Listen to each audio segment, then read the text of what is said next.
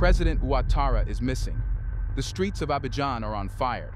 Was this a coup, a revolution, or something even deeper?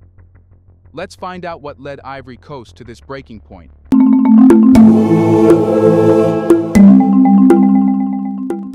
Before the gunfire echoed through Abidjan, before the blackout, the drones, and the rumors of a vanished president, Ivory Coast was already quietly at war with itself.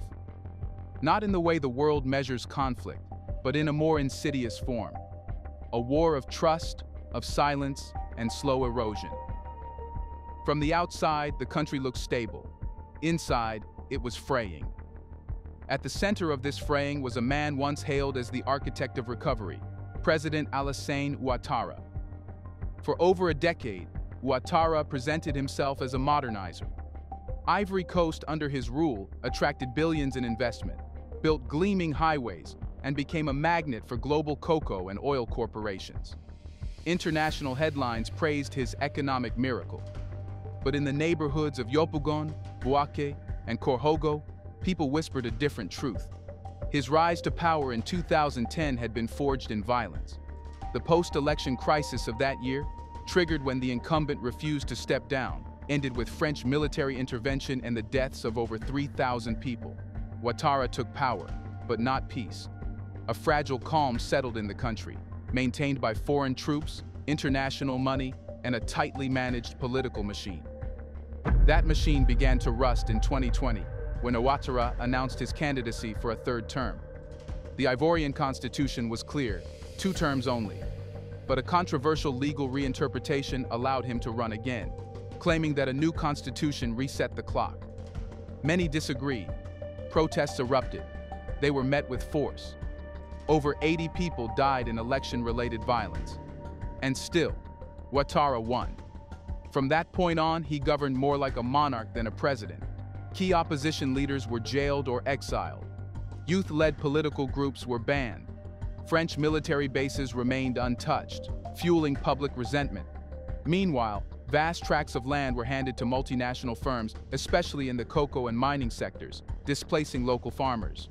The CFA franc, still tethered to the French treasury, remained the national currency, symbolizing a colonial hangover that no one in power seemed interested in ending. The anger spread quietly, especially among the youth. Over 60% of the population is under 25, yet they were invisible in the halls of power.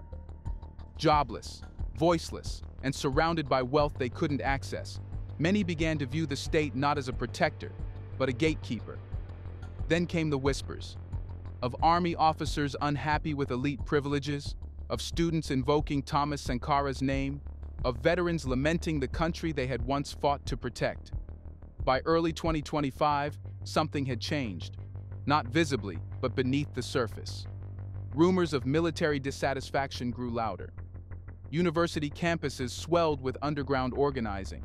Farmers in the West refused new leases from foreign firms. Street art in Abidjan started to carry symbols not of protest, but of insurrection. The cracks were now canyons, and yet, the international community stayed focused on GDP figures, ignoring what was rumbling beneath. Because on paper, Ivory Coast looked fine. On the ground, it was a powder keg. Then, in May, the match was lit. But what exactly happened in those crucial hours when silence turned to chaos? Let's look closer. Here's a reminder to please like and share the video and subscribe to our channel to watch more videos on Black culture, history, civilization, and identity. Let's continue now. It began like most storms do, not with thunder, but with silence. On the morning of May 19, 2025, residents in northern Abidjan reported something strange. Unusually heavy military movement near the Abimpe barracks. Hours later, the national broadcaster went offline. Cellular networks stuttered. By nightfall, all major social platforms had been restricted or fully cut off. And then came the sound. Distant, rhythmic bursts of automatic gunfire. Some thought it was a drill, others knew better. By the time the sun rose on May 20th, Abidjan had changed. It wasn't a sudden announcement or a formal declaration. The country slid into a coup like a body giving in to gravity. Main roads were blocked by improvised checkpoints, manned not by uniformed government forces, but by masked soldiers without insignia. Helicopters hovered over key government buildings. The presidential palace was reportedly evacuated, but no one knew for sure. That's because the most frightening weapon used wasn't bullets, it was blackout. For nearly 48 hours, the entire country was plunged into a strategic communication freeze. State media aired pre-recorded content. International journalists were blocked from broadcasting. WhatsApp, Twitter, and even Google searches stalled. People turned to word of mouth, and rumors spread like fire through dry grass. Some said President Ouattara had been killed in a gunfight near the airport. Others claimed he had been smuggled into Ghana. A third version circulated that he was hiding in the French embassy under protection. None of it could be verified, but what could be seen was undeniable. In Bouaké, protesters marched in celebration, hoisting banners that read, "Victory is ours." In Yamoussoukro, rebel-aligned soldiers lowered the national flag at government offices and replaced it with a plain green cloth. In parts of the capital, gunmen reportedly forced local radio stations to broadcast cryptic slogans about a new era for Africans by Africans. In other words, this wasn't just a coup, it was a message, and that message was spreading. Unlike past Ivorian coups that began and ended within elite circles, this one immediately spilled into the streets. Young people, many of whom had never voted or been counted, poured out in apparent celebration. "He's gone! The foreign puppet is gone!" shouted a teenager in a now-deleted video recorded near Kokody Bridge. There was dancing, singing, fireworks, not staged, spontaneous. And still, no official word from the government. Then, the violence began. In the military vacuum, factions began turning on one another. In the district of Trikeville, pro-government forces tried to retake a gendarmerie seized by rebels. The resulting shootout lasted 4 hours and left at least 14 dead. In western regions near Man, unknown assailants attacked a convoy of suspected mutineers, sparking a retaliatory raid on nearby villages. The death toll across the country climbed past 30 within 2 days, most of them civilians caught between the lines. And yet what confused international observers the most was the absence of clear leadership. No general appeared on TV. No press release was issued. No one claimed the coup at first. It created an eerie tension. Was this a failed mutiny, a fragmented military revolt, or was someone waiting for the dust to settle before stepping into the light? And indeed, that's exactly what happened. On the third night, a video surfaced. Grainy, low-res broadcast from a hijacked state studio. A man in fatigues, flanked by armed guards, spoke calmly and firmly. The mask was off. The mystery, however, had only deepened. So who was he, and what did he want? Let's meet the man behind the curtain. When he appeared on state television, the silence was shattered. For 2 days, Ivory Coast had stumbled through the dark, leaderless and unsure of what or who was behind the chaos. And then, there he was. No fanfare, no spectacle, just a quiet declaration: the regime is over. But who is he? To many outside the Ivory Coast, his name was unfamiliar. To those within the military and among older political circles, however, his story is a deeply buried scar, one that the state had tried for years to forget. Born in the cocoa-rich western region of Daloa, he was the son of a farmer and a schoolteacher. He grew up during the final years of Houphouët-Boigny's long rule, and his early life was shaped by tales of Pan-Africanism and betrayal. While other children played football, Kwedio collected newspaper clippings about Thomas Sankara, Patrice Lumumba, and Modibo Keïta. At age 16, he reportedly wrote an essay titled "The Day Africa Wakes Up." He joined the Ivorian Military Academy at 18 and rose quickly through the ranks, not because of connections, but because of brilliance. Fluent in 4 languages and trained in counterinsurgency by French advisors, he became known for his precision in high-risk operations. In 2013, he led a successful mission to repel an incursion by Liberian rebels along the western border. The press dubbed him the Shield of the Republic, but it was what happened next that changed him. In 2015, while stationed near the Burkina Faso border, he reportedly uncovered an illicit arms route being operated by figures linked to the presidency, allegedly with foreign intelligence backing. According to declassified documents later leaked in 2022, he filed an internal report that disappeared. A month later, he was reassigned to administrative duty and quietly removed from the public eye. What followed was years of silence. Rumors swirled, Some said he had gone into exile, others claimed he had joined mercenaries in the Sahel. In reality, he had gone underground, disillusioned, radicalized, and planning. His televised speech in May 2025 was the culmination of a decade of quiet fury. But it wasn't just a seizure of power, it was an ideological manifesto. He spoke not of revenge, but resurrection. Not of military dominance, but civilian inclusion. This country was not born to serve Paris, he said. It was born to serve its people. He laid out 5 immediate goals: abolishing the CFA franc, calling it a leash worn by African economies; returning land to local communities, stripping foreign agribusinesses of ownership; declaring healthcare and education as basic rights, with funding redirected from the military and executive luxuries; dismantling all French military installations, with a 60-day timeline; forming a transitional people's assembly with representatives chosen from each province, not appointed from elite circles. This wasn't a coup for power. It was a statement of independence. The reaction was electric. Videos flooded social media, showing youth parades in support of him. In Bamako, graffiti of his silhouette appeared with the caption, "Un autre Sankara." Veterans of past Ivorian rebellions released a joint letter of endorsement. Even student unions in Dakar, Conakry, and Niamey issued solidarity calls. But admiration wasn't universal. Diplomatic channels between Abidjan, Paris, and Washington lit up. Defense analysts raised red flags.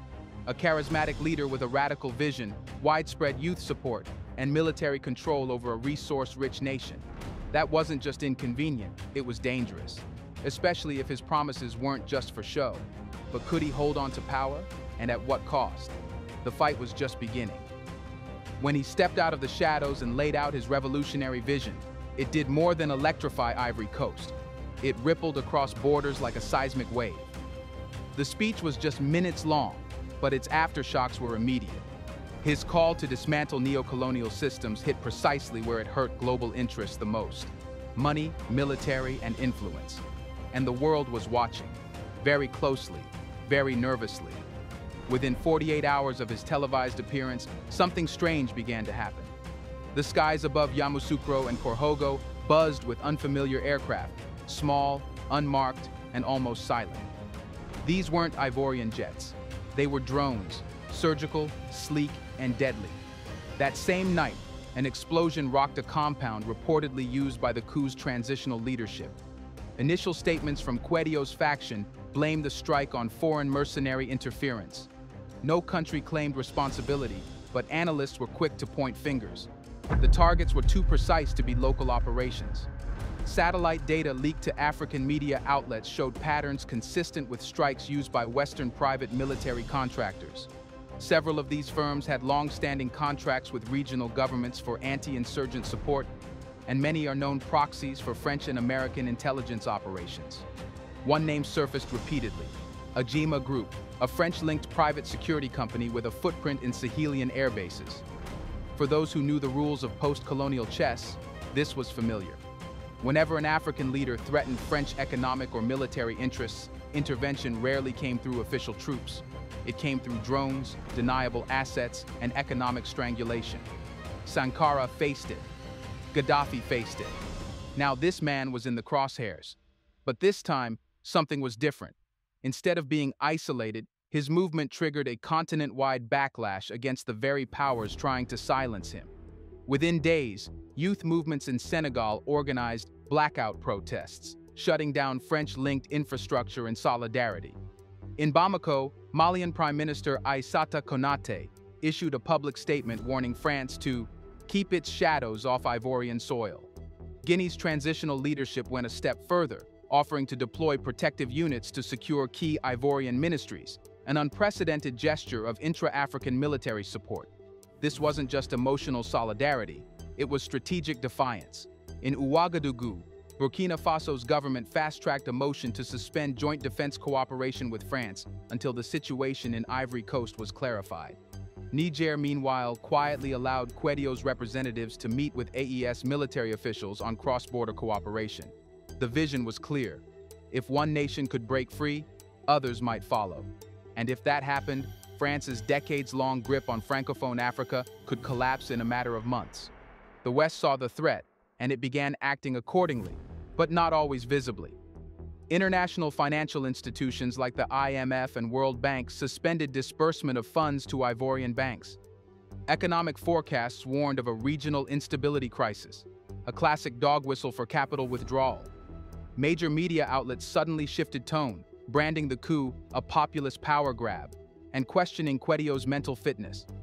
Unverified rumors began to circulate about internal purges and human rights abuses, despite no independent access to confirm them.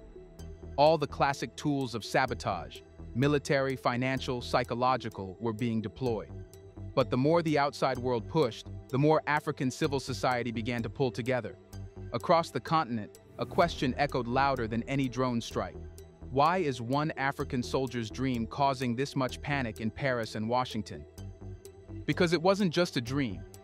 It was a blueprint, and one that others were starting to believe in. But here is another breaking news. Not everything is as clear as it first seemed. While some eyewitnesses reported gunfire and military movements, others say their cities remained quiet throughout the so-called coup. Several Ivorian news outlets now claim the blackout was exaggerated, that the death toll was inflated, and that Ouattara never left the presidential palace at all. A photograph circulated on May 23rd showing him chairing a cabinet meeting, smiling, seated, and unfazed. International media have been slow and cautious. Some outlets have issued conflicting statements, some citing sources close to the military confirming unrest, others suggesting the story has been overblown by social media chaos and manipulated videos. The truth, as it stands, is a fragmented reality filtered through fear, agenda, and emotion. What we do know is this: something is happening in Ivory Coast.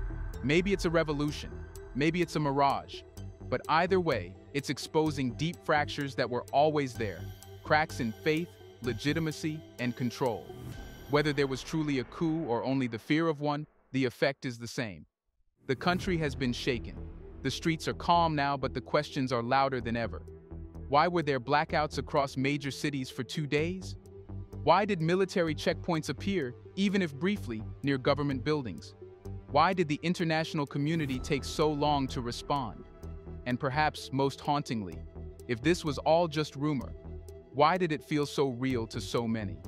In West Africa, a region scarred by coups, uprisings, and shadow diplomacy, truth is often the first casualty. And until the full picture emerges, Ivory Coast remains in a strange kind of limbo, caught between competing narratives, between the ghost of revolution and the machinery of denial. For now, we are left with more questions than answers. But maybe that's the point. Because sometimes, even the rumor of a revolution is enough to expose who's afraid of one. Let's see what comes next, and whether Ivory Coast is heading for rebirth or collapse. Perhaps the coup happened, perhaps it didn't. But in both versions of the story, one truth lingers. Something unfolded that we were not meant to see.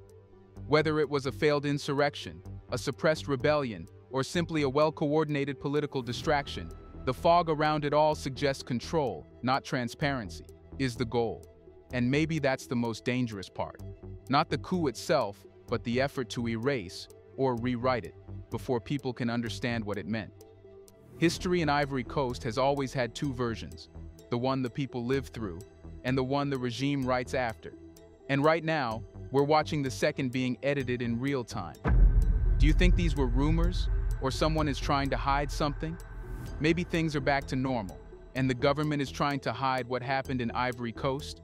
Let us know in the comment section, what do you think? Do you want to watch more videos like this one? If so, subscribe to our channel and press the bell icon next to it.